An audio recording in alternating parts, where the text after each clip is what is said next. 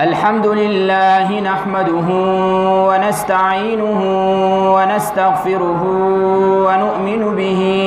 ونتوكل عليه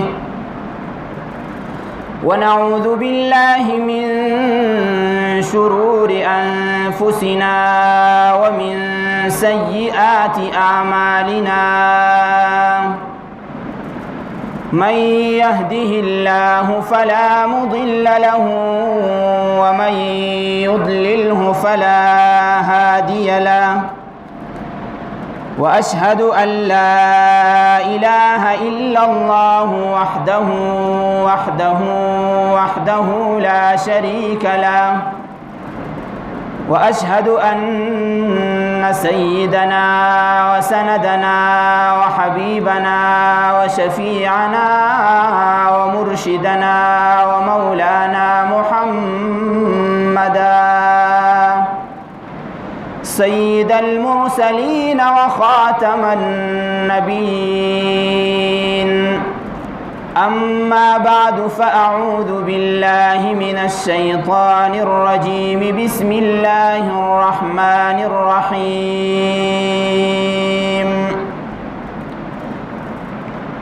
من المؤمنين رجال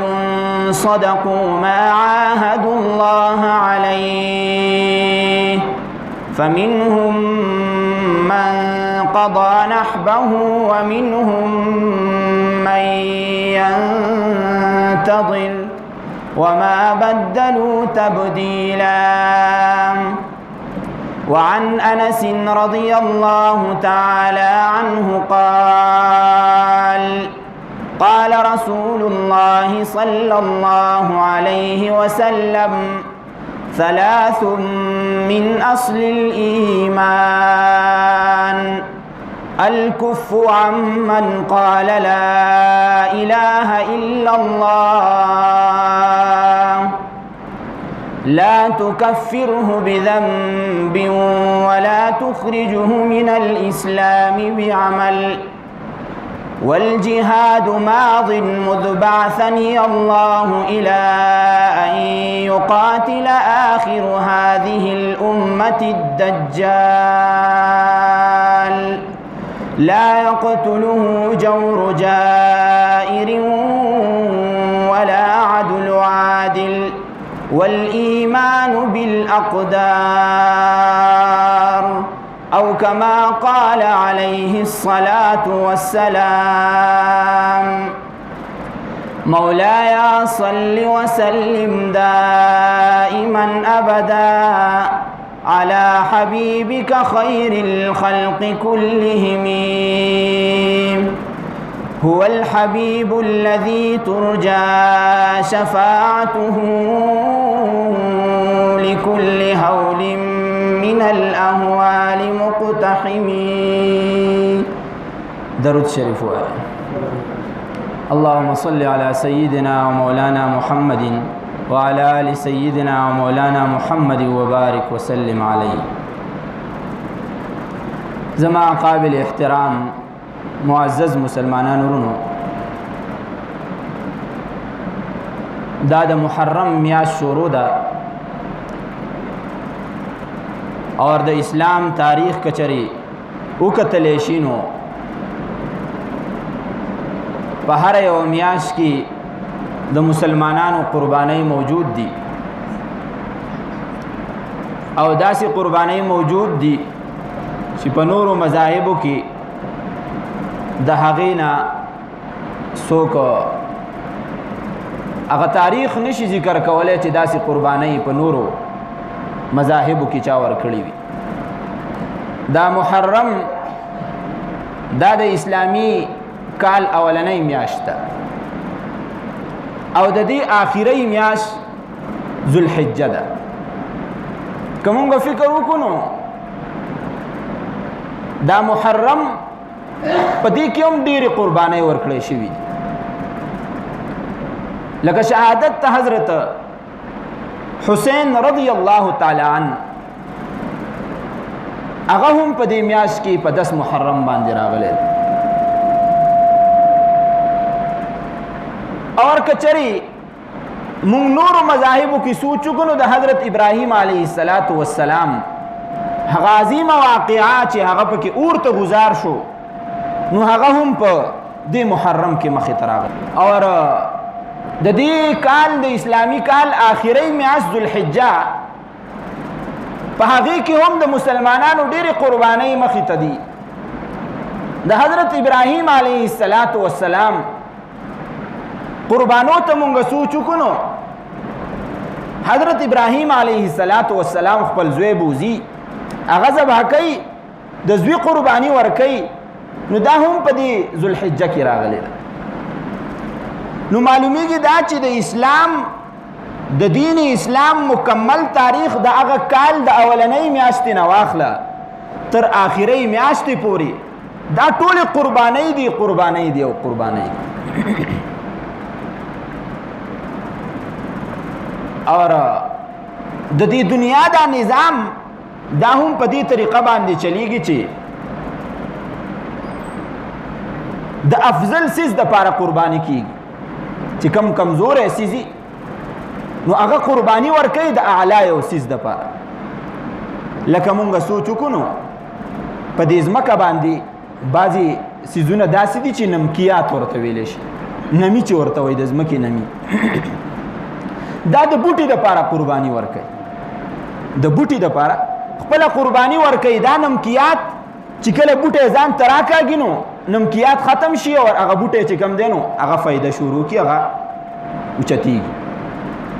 بیا دغه بوټی دا هم قرباني ورکوي د زناورو دپاره قرباني ورکوي مونږ بوټي کټ کړو واښه وریبو راوړو څاروو ته یې واچو هغه یو او بیا دغه څاروي چې کم دی نو دا قرباني ورکوي د انسانانو دپاره چې په څه موقع باندې مونږه څاروی راولو ذبح یې کړو او د هغې غوښه بیا انسانان مسلمانان ټول خلک خوري خو لیکن دلته کې د دې قربانو دا تسلسل چې انسان ته راورسي نو انسان دې په دې خبره باندې پوه شي چې دا انسان به هم د چا دپاره قرباني ورکوي او د انسان نه اوچت ذات چې کوم دی نو هغه الله تعالی دی لہذا دا انسان به د الله تعالی دپاره قرباني ورکوي دا به ځان د الله تعالی په لاره کې قربان کوي مونږ که سوچ صحابه کرامو څومره قربانۍ ورکړې وي انسان حیران شي چې د هغې تاریخ وګوري یو موقع باندې رسول الله صلی الله علیه وسلم صحابه کرامو ته اعلان کوي چې د احد د جنگ دپاره ځان تیار کوي او په میدان احد کې به مقابله کیږي د دې کفارو سره مشرکینو سره به مقابله کیږي ځان تیار کوي تیاریان شروع دي یو صحابي دی حضرت سعد ابن ابي وقاص رضی الله تعالی عنه او د دې یو ملګری دی عبد الله ابن جحش رضی الله تعالی عنه دیو دوانه ناست نو د یو بل سره مشوره کوي وای ما د رسول الله صلی الله علیه وسلم نه اوریدلی دي رسول الله صلی الله علیه وسلم ارشاد او فرمایو چې کوم یو انسان د کور نه وځي د جهاد په نیت باندې زړه کې دا خبره چې دین اسلام به غالب شي او د کور نه وځي نو د چې کومه دعا کوي الله جل جلاله هغه قبلوي ما د رسول الله صلی الله علیه وسلم نه دا اوریدلی دي دا یو صحابي ورته دا بل صحابي ورته هم دغه ارشاد فرمایي چې ما هم د رسول الله صلی الله علیه وسلم نه هم دغه شانتي اوریدلی دي چې کوم یو انسان د کور نه راوځي د جهاد په نیت باندې د دین اسلام د غلبې دپاره د کور نه راوځي نو الله جل جلاله چې کومه دعا هغه کوي الله جل جلاله یې قبلوي نو د یو بل سره مشوره وکړه خوښ هم نه ده چې راځه یو بل دپاره دعا وکړو بالکل مې خوښه ده بل صحابي ورته وایي بالکل مې خوښه سعد رضی الله تعالی عنه هغه وایي اول به زه دعا وکړم خو چې زه کله دعا کوم نو ته پې آمین وایه هغه وایي صحیح ده بالکل ته دعا شروع سعد رضی الله تعالی عنه هغه دعا کوي اے الله جل جلاله په دې لاره کې زه وځم د جهاد دپاره اے الله سبا زما د یو قوي انسان سره یو مضبوط دشمن سره مقابله راوله سبا په میدان احد کې زما د یو قوي دشمن سره مقابله راوله چې زه په هغه باندې وارونه وکم گزارونه وکم هغه په ما باندې وارونه وکي گزارونه وکي او دومره په یو بل باندې مونږ گزارونه د تور وکړو چې اخیره کې زه په هغه باندې غالب راشم هغه زه ووامو د دشمن د ټولو نه لوی دشمن چې کم دی نو د هغې فتح ماته راکړی شي او زه هغه د مخ ته ځمکې نه ورک کم او زه یې مړ کم بل صحابي وایي آمین اوس سعد رضی الله تعالی عنه عبدالله ابن جحش رضی الله تعالی عنه ته وایي ته اوس دعا وکړه زه به پې آمین ویم هغه یې واجبه دعا کوي دعا داسې کوي ای الله جل جلاله سبا زما د یو قوي دشمن سره مقابله راوله او چې هغه په ما باندې ښه ګزارونه وکړي او زه په هغه باندې ښه ګزارونه وکړم او اخیره کې هغه په ما باندې یو مضبوط گزار وکړي او زه د هغې نه بعد شهید شم د الله تعالی په لاره کې او چې کله شهید شم نو بیا هغه راولګي زما پوزه کټ کي او بیا هغه راولګي زما غوږونه کټ کي او بیا هغه راولګي زما نه سترګې وباسي او د قیامت په ورځ باندې زه د الله جل جلاله په در کې پیش شم الله جل جلاله ما ته ارشاد فرمایي چې عبدالله د دې سترګو د داسې حالت دی د دې پوزې د داسې حالت دی د دې غوږونو د داسې حالت دی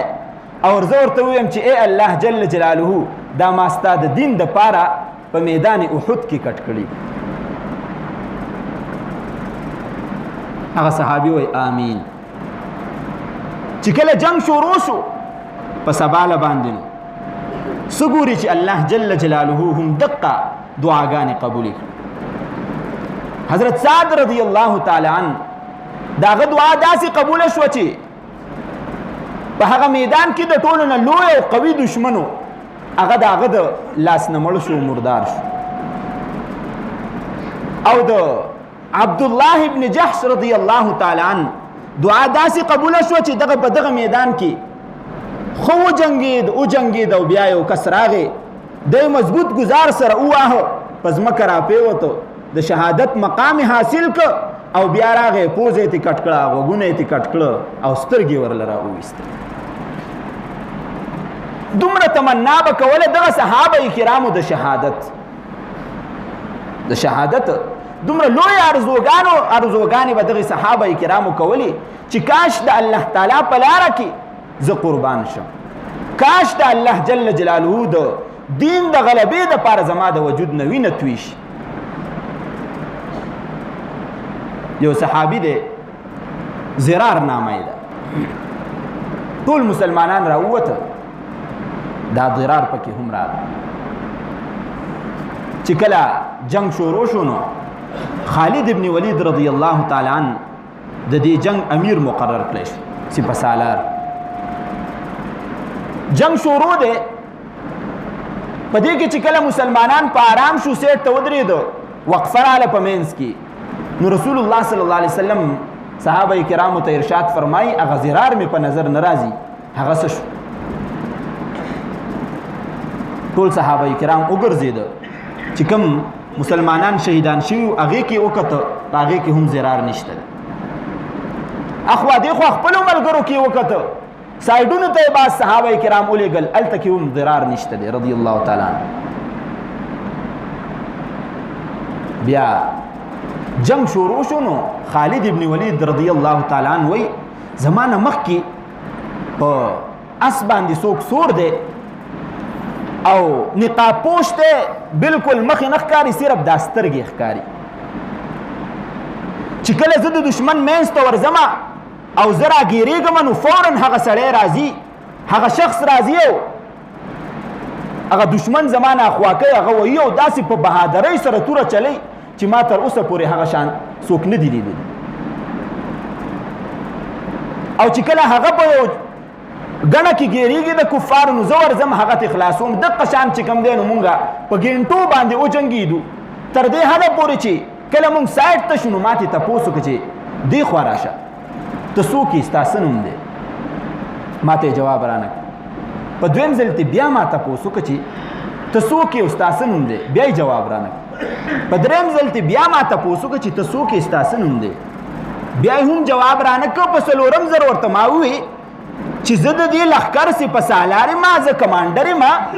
په تا باندې لازم دی چې ما ته خپل نوم وښیې، ته څوک یې؟ ناګهانه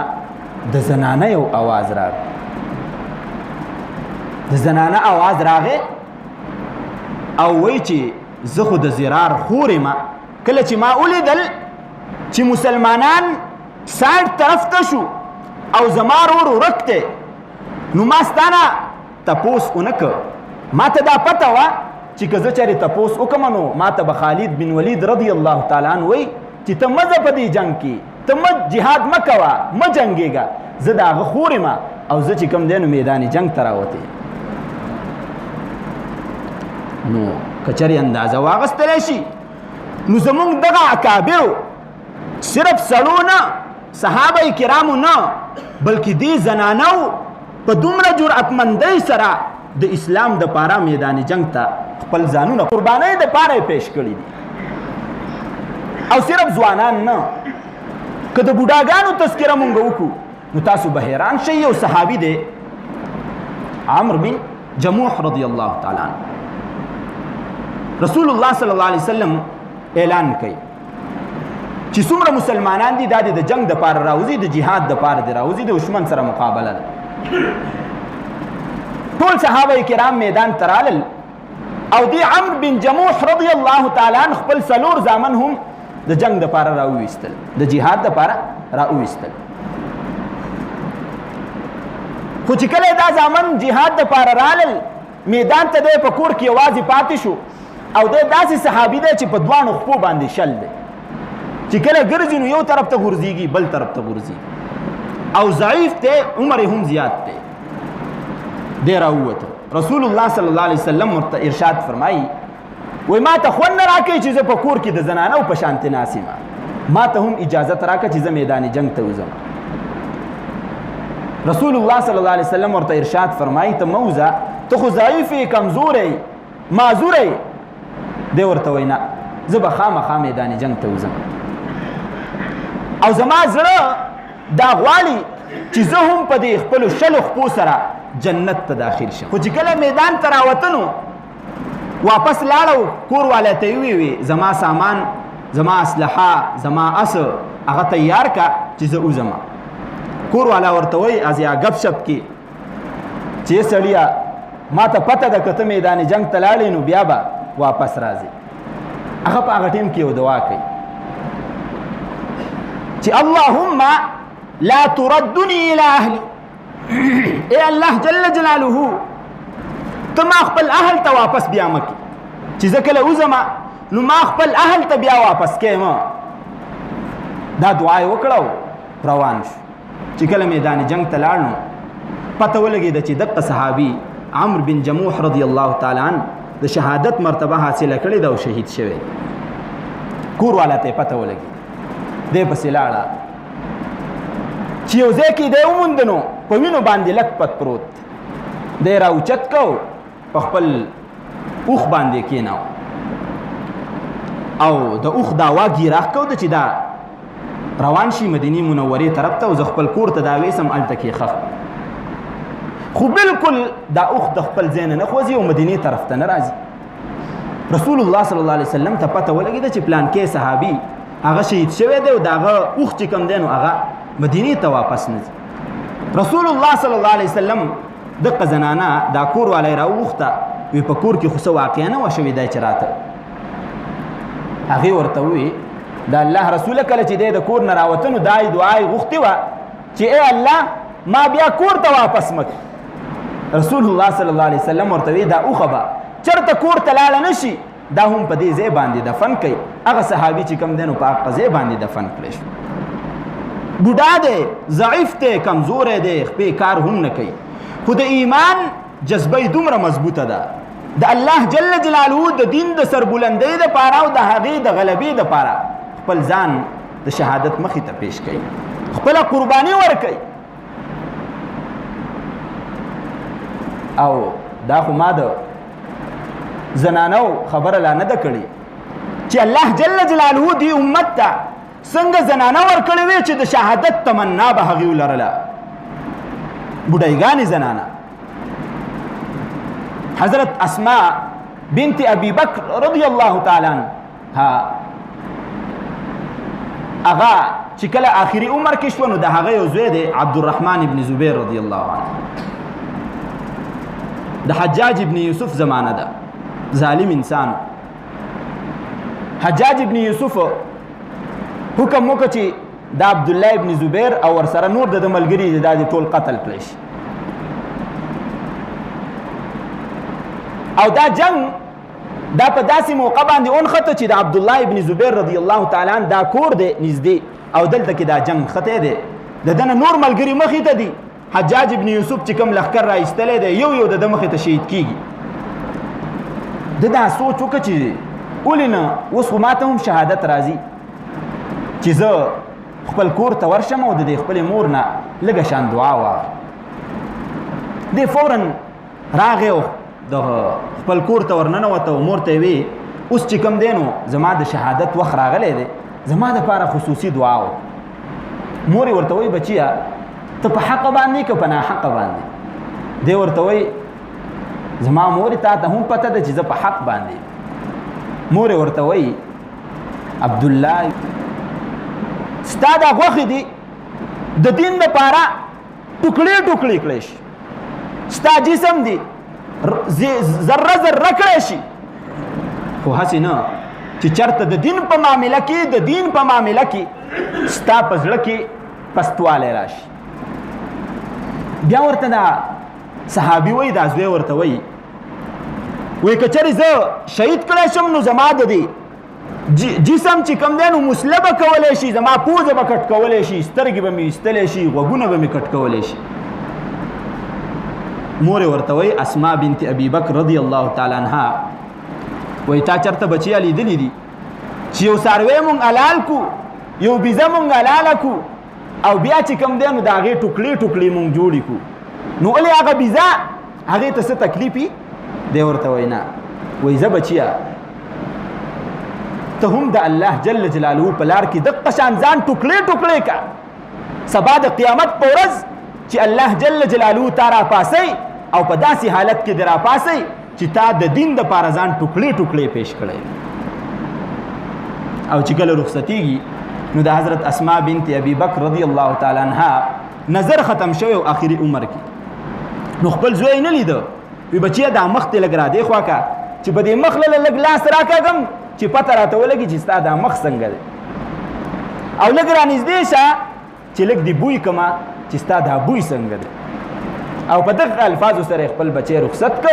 د دین د سربلندۍ دپاره هغه زوی لاړ تر دې حده پورې چې هغه شهید شو او ډېر په تکلیف سره را رسېدلی دی او مونږ چې کوم دی نو په اسانه سره چې کوم دی نو هغه مخې ته مونږ پیش کوو نو د دې حقیقت دا دی دا خو زه د صحابه کرامو تذکره کومه د رسول الله صلی الله علیه وسلم بذات خود څومره تکلیف څومره مشقتونه چې کوم دی نو برداشت کړي انسان حیران شي پرون دلته مونږ کار کاو دی مدرسه کې نو زما په دې خپه کې میخ لاړ دې خپه کې مې میخ لاړ نو دا ښایسته زمین صاحب هم نو ده راته وی وټکوه ښه مضبوطې وټکوه وی چې دا وینه ترې راوځي ما خو وټکوله خو وینه ترې ډېر په مشکله باندې لږه شان راووتله نو په هغه ټایم کې ناست وم هسې مې سوچ کاو ما لکه مونږه میخ په خپه کې لاړ شي هغې ته د ټینګې نه یو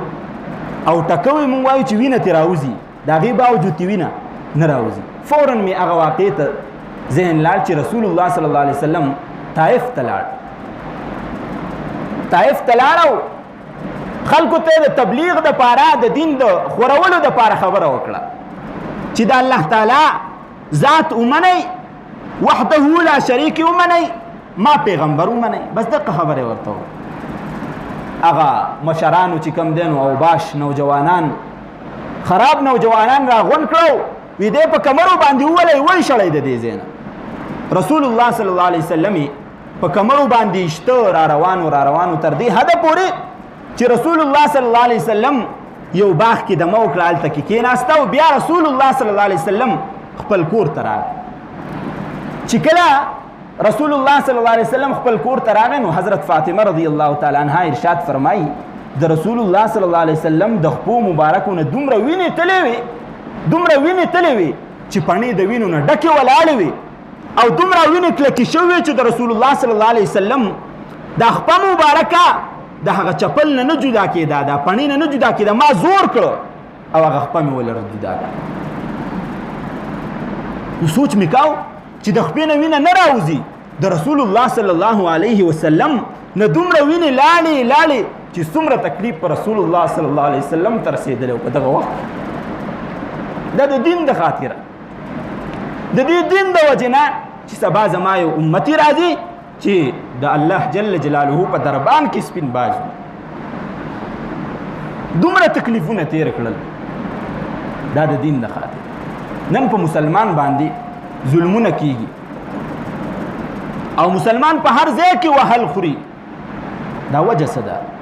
وجه دا ده چې مسلمان خپل کار پرېښودی دی خپل جرأتمندي پرېښودې ده د جهاد هغه لویه جذبه د زړه نه ورکه شوې ده د جهاد چې څوک خبره کوي نو ذهن کې دا خبره فورا راځي چې لکه دا سړی جهاد یادوي هسې نه چې مسله ورته پیدا شي هسې یې که په عام میدان کې که چېرې څوک د حکومت ناسي نو خلک ډېر په احتیاط خبرې کوي مولي صاحب هم ډېر په احتیاط خبرې کوي هسې نه زما د خولې نه څه د جهاد لفظ راوځي او سبا یې اوچت کړی نه تصور دومره ختم شوی دی نن په دې کشمیر باندې چې دا ظلم شروع دی دا وهل ټکول دغه کشمیریان غریبانان خوري دا د څه د وجې نه جهاد شاته غورځېدلی دی رسول الله صلی الله علیه وسلم ارشاد فرمایي د حضرت انس رضی الله تعالی عنه روایت ته ثلاث من اصل الايمان الكف عمن قال لا اله الا الله لا تكفره بذنب ولا تخرجه من الاسلام بعمل والجهاد ماض مذ بعثني الله الى ان يقاتل اخر هذه الامه الدجال چې جهاد با د قیامت ته ورځې پورې جاری کچره د دې جهاد دا لفظ په ذهن کې د دهشتګردۍ یو تصور پیدا کوي دا انسان دی په ځان باندې پوه شي چې د ایمان کمزوری دی د ایمان کمزوری دی نن 10 لاک فوج د انډیا په کشمیر کې په هغه مظلومانو باندې چې کم دی ظلم کوي دا ظلم شروع دی حالانکه الله جل جلاله ارشاد فرمایي وانتم الاعلون ان کنتم مؤمنین تاسو په هر موقع باندې په هر ډګر باندې غالب یئ ان کنتم مؤمنین کچری اعلی مؤمنان وای تاسو او کچری د احکام د شریعت هم هیر کړو شاته مو غورځول نو بیا به هر ځای کې وهل خوري هر ځای کې به ټکرې خوري چې یو کس هغه امتیاز اسکی یو کس د خپل مشر نه نه خبر یو کس د ژوند د تیرولو د قانون نه نه خبر یو کس ته دا پته نه چې زما پلار څوک دی یو کس دا تمیز نشي کولی چې زما خور څوک ته او زما مور څوک ته او زه چې د چا سره یم دا زما خور ده که دا زما مور ده تمیز نه کوي هغه به مسلمان باندې غالب راځي هغه به مسلمان غالب نشي راتللی یو هندو به مسلمان غالب راځي چې د رسول الله صلی الله علیه وسلم جنډه هغه په لاس کې اغستې ده د هغه زړه ته د رسول الله صلی الله علیه وسلم د نبوت نور کوز شوی دی هغه به کمزوری راځي دا چرته نشي کېدی خو لیکن مسلمانانو هغه کار پرېښو رسول الله صلی الله علیه وسلم ارشاد وفرمایو من مات ولم یغزو کم یو انسان چې مړ شو د غزا ونه کړه د جهاد ونه کړ او یای په زړه کې د جهاد جذبه را پیدا نه کړی شوه مات علی شعبة من النفاق دا انسان منافق مړ شو دا انسان منافق مړ شو اوس اندازه ولګوئ چې زمونږ په زړونو کې د جهاد څومره جذبه ده د جهاد څومره جذبه ده زمونږ په زړونو کې که وخت راغی انشاءالله ټول به تیار یو که نه د دغه انډیا دپاره به تیار یو که نه ټول به تیار یو الله جل جلاله دې زمونږ جذبې دا مضبوطه کړي د دې دین دپاره د دین د سربلندۍ دپاره تاسو ته ما څومره عجیبه انسان حیران شي چې څومره واقعات دي دردناک چې کوم دی نو دې صحابه کرامو هغه د دې دین دپاره برداشت کړي دي. فتوح الشام کې امام واقدي رحمه الله ډېرې واقعې لیکلي دي د دې ضرار رضی الله تعالی عنه. یو واقعې لیکلې ده چې یو ورځ دی جنګ ته لاړ او چې جنګ ته لاړ نو په ګنټو باندې دی وجنګېد کافرانو په منځ کې راګیر دوی وی چې الله جل جلاله زه خو څو ګنټې جنګېدلی یم او زما اس ډېر ستړی شوی دی اوس منډه نه وایي اوس به زه د دې میدان نه څنګه وځم د ښه زور ورکړ دې واګوله چې زما د اس تیز شي او زه وځم د دې میدان نه د دې د دې ګیراو نه وځم خو اس نه تیزېده ستړی شوی کتاب لیکي چې د اس په دې غوږ کې ورښکته شو وی ورته وی اسه کچرې تا نن لږ وخت دپاره زما سره ساعت رانه کړه منډه دې ونه واړه نو چې کله مدینې ته واپس شم نو د رسول الله صلی الله علیه وسلم روضې مخې ته اسه ستا شکایت به پیش کوم که نن تا منډه ونه واړه نو چې کله مدینې ته واپس شم نو د رسول الله صلی الله علیه وسلم د روضې مخې ته اسه ستا شکایت په پیش کوم چې په پلانکي موقع باندې زه دقه شان د پرېښی وم څنګه چې ورته وایي اس ته دا خبره وکړه نو وایي اس منډه شروع کړه تر دې حده پورې چې دا ګیراو نه ووته او دی واپس راتاو شو او څومره کسان چې وو نو هغه یې ټول ووجل دغه وجه ده چې الله جل جلاله د دقې اسونو چې کله د جهاد دپاره استعمال شي نو د هغه اسونو څه د هغه اسونو د خپو نه چې کومه دوړه اوچتېږي د هغې صفتې په قرآن مجید کې کړی دی او په هغه دوړه باندې قسم خوړلی دی والعادیات ضبحا فالموریات قدحا فالمغیرات صبحا په هغه دوړه باندې الله جل جلاله قسم خوري اوس چې د اس په دوړه باندې چې د جهاد دپاره استعمال شي الله جل جلاله قسم خوري نو تاسو د مجاهد متعلق څه نظریه قائموئ چې د هغه به د الله جل جلاله په نسبت باندې څومره مقام حدیث مبارک کې راځي لیس شیء احب الى الله تعالی من قطرتين د الله تعالی په نسبت باندې د دوو قطرو نه علاوه بل یو څیز دومره محبوب نه دی څومره چې هغه دوه قطرې الله تعالی ته محبوبې دي اولنۍ قطره په هغې کې قطرة دم تهراق فی سبیل الله د هغه مجاهد هغه وینه ده کله چې د میدان جنگ ته وځي د کفارو سره د دین د دشمن سره جنگیږي او د جسم نه یو قطره د وینې راوځي هغه لا لاندې نه رسیدلی چې الله جل جلاله د دې مجاهد ټول ګناهونه معاف کړي او دومره لویه درجه دې مجاهد ته ورکړه چې امام قرطبي رحمه الله تفسیر کې لیکي چې الله جل جلاله کله چاته د شهادت درجه ورکینو د زنکدن په وخت کې چې کله د روح قبض کولو دپاره فرشته راشي نو الله جل جلاله ورته وایي ته شاته شه د زما دپاره قرباني ورکړې ده ته تې روح ما اخله زه دې په خپله روح اخلم زه دې په خپله روح اخلم دومره الله جل جلاله پرده ساتي چې زما خواته ګورې عام انسان راځي نو هغه ته به سپین یونیفام اچولی شي خو الله جل جلاله وایي دې مجاهد ته دې شهید ته دغه سپین یونیفام ما وینه باندې چې کوم ګنده کپړې دي د دا ماته د هر څه نه محبوبې دي په دغه کپړو کې ماته راولېږي الله جل جلاله د عام مسلمان دپاره حکم دا ګرځولی دی چې دا زما خواته راځي نو ګورې صفا به راځي غسل به ورکولی شي خو الله جل جلاله د شهید هغه مرتبه دومره لویه کړله چې ګورې هسې نه د ده نه کپړې لرې کړی شي او څوک عورت وویني په دقه کپړو کې دي بند بغیر د غسل نه ماته راوړی شي دا دومره لوی دا د څه د وجې نه دا د دین د سربلندۍ دپاره زموږ اکابرو زموږ مشرانو قربانۍ ورکړي دي همدغه وجه ده چې دا دین غالب شوی دی که چرې دا قربانۍ نه وی نو دین دومره په اسانه باندې نه راځي په اسانه باندې نه راځي په زندګۍ کې زندګۍ کې دین راتلل څه دي چې ټول احکامات د شریعت چې کم دی نو په ځان باندې نافذ کو هغه فالو کو په مناسب وخت کې چې کله ضرورت راشي په هغې باندې موږ روان یو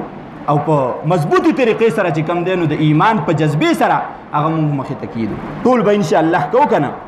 که چېرې ضرورت راغی چې کم از کم دا تقریر مې د دې دپاره وکړه دغه ضرورت نه راځي چې زمونږ د انډیا سره چېرته جنګ راشي خو دا مې د دې دپاره وکړه چې کم از کم زمونږ دا زړونه خو د جهاد د دې جذبې نه سرشار شي که نه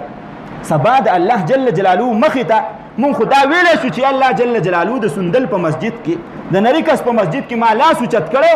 او ستا د دین د سربلندۍ دپاره ما ویلي و که چېرې ضرورت راشي نو زه به وځم او د دقې هندوانو سره چې کوم دی نو زه به جنګېږم دا خو به د سبا د قیامت په ورځ ویلی شو که نه